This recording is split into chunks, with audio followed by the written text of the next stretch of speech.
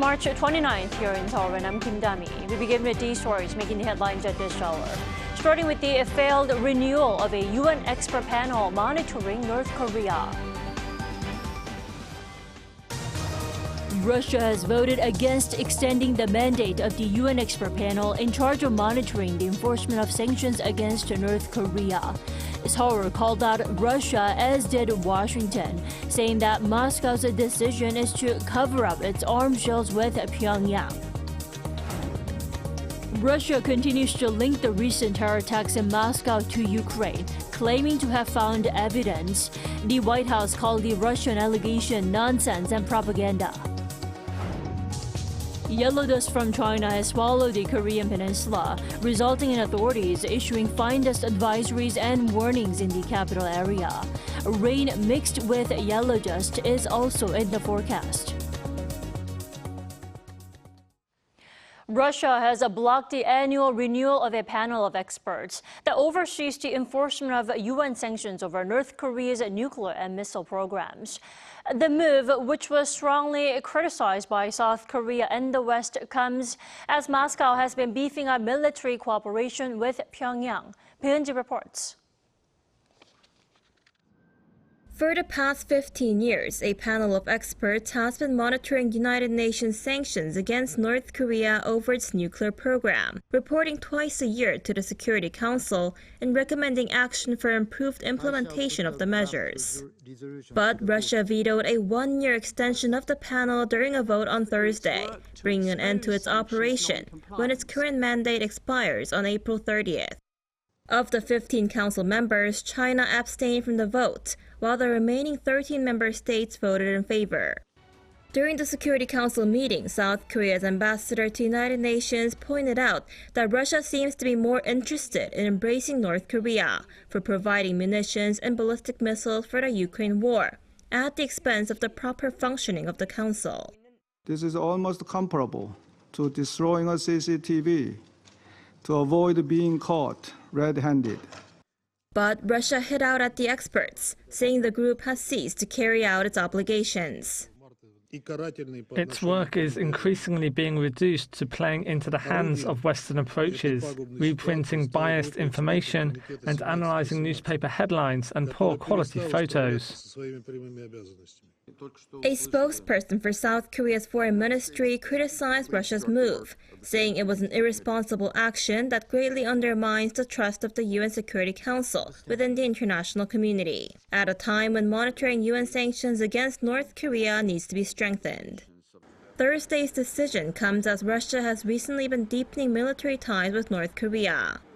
Officials from South Korea and the U.S. have said North Korea has provided munitions and military equipment to Russia for use in the war in Ukraine. The U.S. said it's deeply disappointed by Russia's latest actions, calling it an example of greater cooperation between Moscow and Pyongyang. Moscow appears to be intent on facilitating the DPRK's illegal pursuit of weapons of mass destruction, and its veto today was a self-interested effort to bury the panel's reporting on its own collusion with the DPRK to secure weapons that it can use to further its aggression against Ukraine. With the monitoring of North Korea sanctions set to end next month, there are concerns that the Security Council could lose a reliable measure of informing UN member states of sanctions violations by North Korea.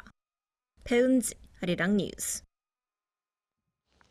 Japanese Prime Minister Fumio Kishida expressed his intent to continue efforts to hold a summit with North Korea, just days after the North refused to have any contact with Japan.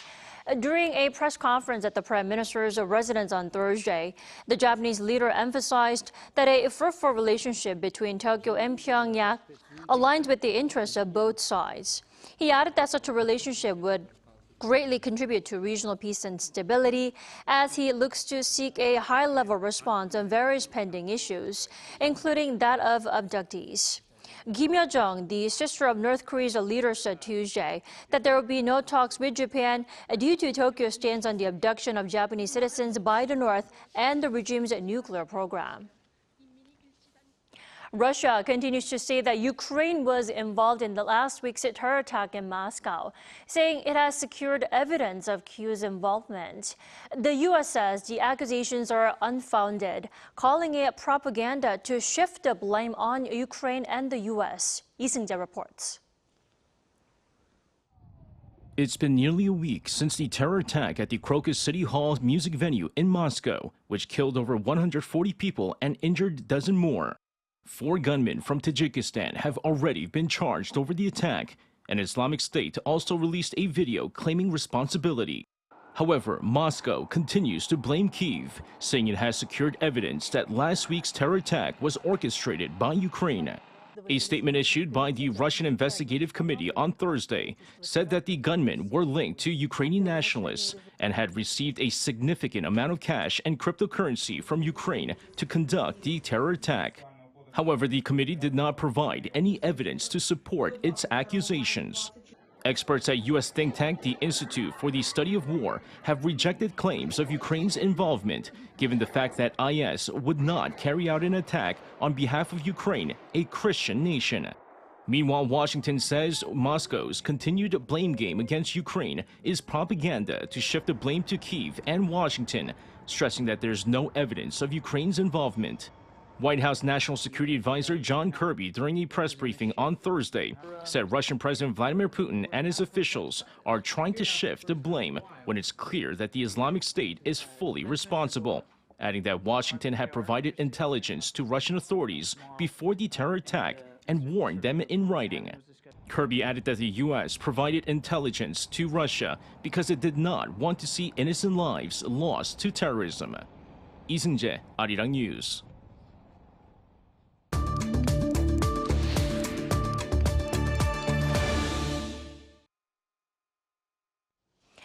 Streets here in South Korea are now filled with speeches, music, and cheering, all for the upcoming April general election. Our National Assembly correspondent Lee Si-hoo tells us more. Sounds of cheering and music filled the streets on Thursday as official campaigning kicked off for the April 10th general election. From early morning, candidates embarked on the final part of their journey to win seats in the 22nd National Assembly of South Korea. Ruling People Power Party's interim leader Han Dong-un visited Seodaemun-gu district in northwestern Seoul to call for support for the party and the candidate running to represent the district, Lee Yong-ho. Han said the outcome of the election will determine whether South Korea moves forward or backward. This is not just an election repeating after a few years. This is a really crucial election that will determine the fate of South Korea. Promising reform in the economy, people's livelihoods, and politics, Han continued his speeches in Yongsan-gu district in central Seoul, the same district where the main opposition Democratic Party held its campaign kickoff ceremony. DP leader Lee Jae-myung encouraged support for his party, calling the election a place for judgment. This election isn't a place for the Democratic Party and our candidates to win, but where the citizens can declare that they are the sovereign of this country. Lee supported candidate Kang Tae-ung running in the district before moving on to other districts in Seoul and Incheon City, also in the capital region. Meanwhile, minor parties launched their campaigns at key locations nationwide, with the Reform Party led by the former PPP leader Lee Jun-seok in Seoul, and Saemilnae Party led by the former Prime Minister Lee Na-kyun in Daejeon, the Rebuilding Korea Party launched by former Justice Minister Jo Guk in Busan, and the Green Justice Party, a coalition formed by the Justice Party and the Green Party Korea in Goyang. The fierce race for seats in the National Assembly will last for 13 days, up until the day before Election Day. Until then, expect to see colorful posters and hear catchy songs out in the streets. Lee Si-hoo, Arirang News. So with just around 2 weeks left until the general election, overseas voting for South Koreans living abroad is also well underway in 115 countries, and that includes Australia. For more, we're joined by one of the eligible voters, Jill. Welcome. Hi, thanks for having me. Thanks for joining us. What's the atmosphere like there within your community? Well, it's quite difficult to say because I'm based in Perth, not in Sydney or Melbourne. So we're in Sydney or Melbourne or Brisbane, there are polls a lot available, but in Perth, as far as I know, there is no poll available. So even though I have a couple of friends who wanted to vote, they don't have access to vote actually, unless they travel to Melbourne or Brisbane or Sydney, which costs a lot of money and time. Do you know anybody who has traveled to those cities to make their votes? Not that I know of, sorry. Okay. So you just said you're based in Perth, Australia. How does voting work in Australia this time? If I remember correctly, there are 4 stations available across the eastern cities, which are quite big in terms of the population, I guess. So 2 in Sydney, 1 in Melbourne. I'm sorry, maybe 5. 2 in Sydney, 1 in Melbourne, 1 in Brisbane, and 1 in Capital. So I guess if you go there with the passport and the visa, then they will have access to vote. But if you travel far away from those stations, then you actually can't vote unless you travel, as I mentioned earlier. Right, you do have to register in advance to make your votes. That applies to not just Australia, but to all the 115 countries across the globe. Now, you just say you don't know anybody within your community who has made their votes, but have you read any comments or reactions regarding this general election online by any chance? Well, there are a lot of people who want to vote because, well, there are people who have migrated to Australia permanently, but also we have a lot of populations who are on short-term visas, like working holiday students or just the students. Right. So they wanted to exercise their voting rights, but it's quite difficult if you are located far away in the urban area. So I see a lot of criticisms about the overseas voting thing. Definitely. I've heard about this one New Yorker who had to travel 3 hours by train just to make his vote count. Now, before I let you go, Jen, do you have any wishes or comments that you have about for this election? Well, I have one very, very particular comment and then wish. I really, really hope that the Korean government and also the Ministry of the Foreign Affairs establish more voting the polls available across the different cities and different countries, not just focusing on very big cities. I mean, I understand the limited access and the resources, but there are people outside. So yeah, that is my comment. Definitely. The votes also apply, especially crucial for those who are planning to make their return to home country in the near future. All right, Jane, thank you so much for joining us all the way from Perth. We appreciate it. You have a great day. Thank you.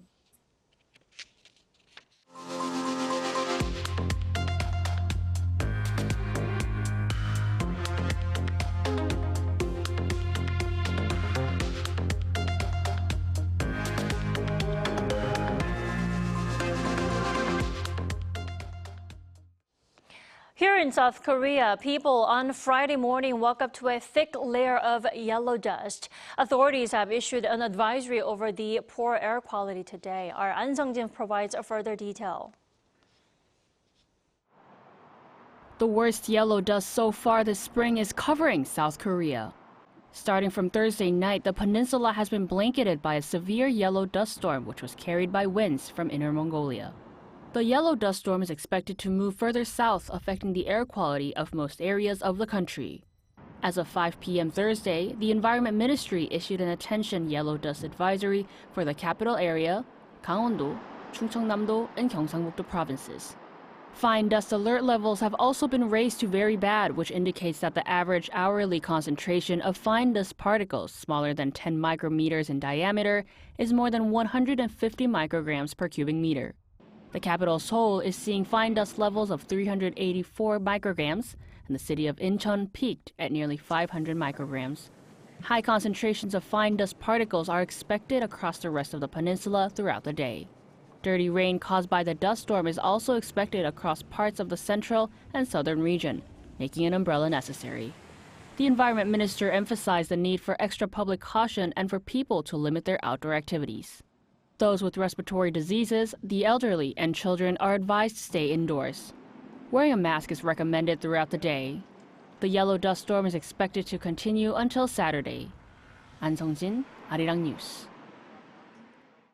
The government has yet another deadline for trainee doctors to return to duty, which is by this weekend.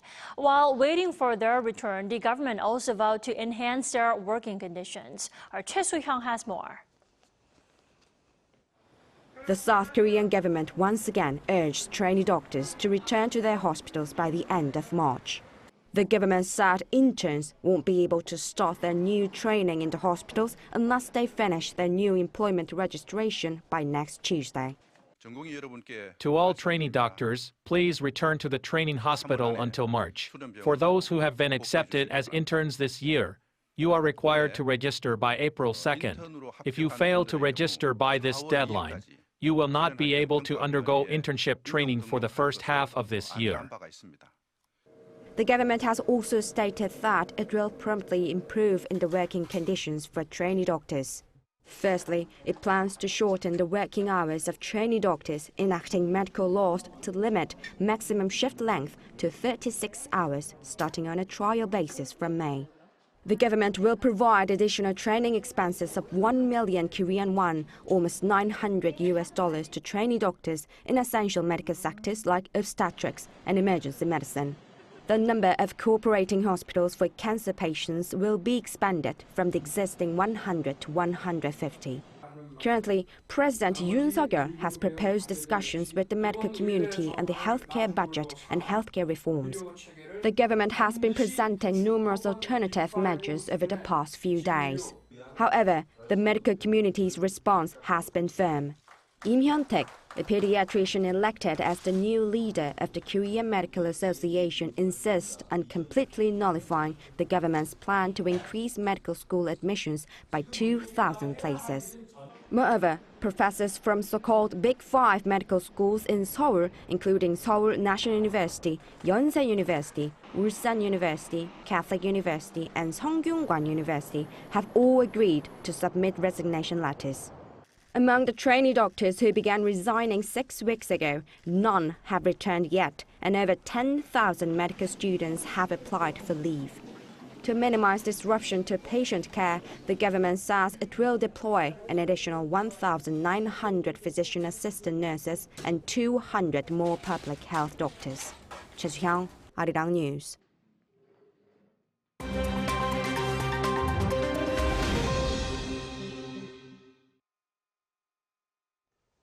Good morning, I'm Kim Si-young, and now we turn over to stories from around the world. We begin today in the United States, where former billionaire and co-founder of cryptocurrency exchange FTX, Sam Bankman-Fried, has been sentenced to 25 years in prison for defrauding billions of dollars from customers and investors. Prosecutors said it was one of the largest financial frauds in U.S. history. At Thursday's hearing, U.S. District Judge Lewis Kaplan criticized Bankman-Fried, saying he knew it was wrong, he knew it was criminal, but he's not going to admit a thing, before reading out the sentence. Bankman-Fried said he realizes a lot of the people feel really let down, adding he was sorry about that. The 32-year-old was convicted by a New York jury last November on 7 criminal counts, including conspiracy to commit money laundering and wire fraud, after he was found to have stolen more than $8 billion from his customers. Federal prosecutors said it was one of the largest financial frauds in U.S. history and initially had sought a sentence of 40 to 50 years in prison. Now to South Africa, where a bus crash in the country's northern province of Limpopo on Thursday killed 45 and left the sole survivor, an 8-year-old girl, seriously injured. South Africa's Department of Transport said the bus was taking Easter pilgrims from Botswana to the province. According to reports, the bus crashed through the barriers on a bridge approximately 300 kilometers north of Johannesburg before falling 50 meters into a ravine below. Rescue operations continued into the late hours of Thursday evening, with authorities saying debris made it difficult to reach bodies, some of which were burned beyond recognition. South Africa's Transport Minister sent condolences to the victims' families and said that the government would repatriate the bodies to Botswana. Chinese consumer electronics company Xiaomi began sales of its electric car on Thursday in its competitive domestic market. The firm's standard SU7 EV model will be priced at around $30,000 while the Pro and Max versions will cost up to just over $41,000.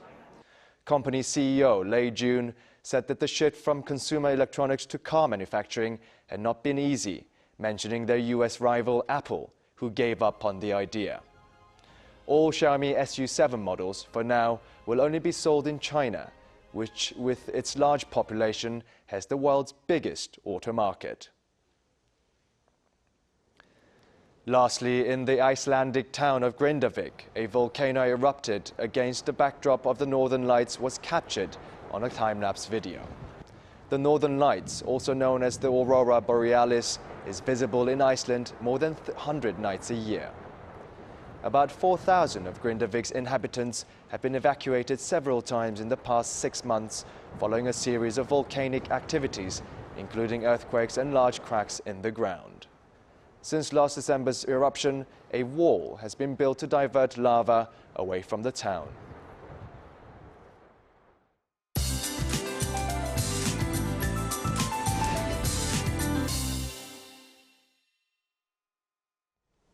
Good morning. A face mask is a must for those of us in the central parts of the country this morning. The season's worst dust storm is about to cover the entire country. Dust concentration is nearly 10 times higher this morning, with dust alerts in place for the capital, Chungcheongdo, and parts of Gangwon-do province. Dust levels will go up high in the southern regions from the afternoon. Spotty rain will be mixed with yellow dust along with strong winds, dropping 5 to 10 millimeters of rainfall through just over lunchtime. The skies will turn sunny but will be blurred by that yellow dust. Highs will go up similar to yesterday to 8 degrees higher for southern regions this afternoon, topping out at 13 in the capital but 19 degrees Celsius over in Daegu. Unfortunately, tomorrow is looking to be a dusty one as well for most places. So if you're planning spring outings this weekend, keep your face mask on and be mindful of temperature swings and do dress accordingly. That's Korea for you, and here's a look at the international weather conditions.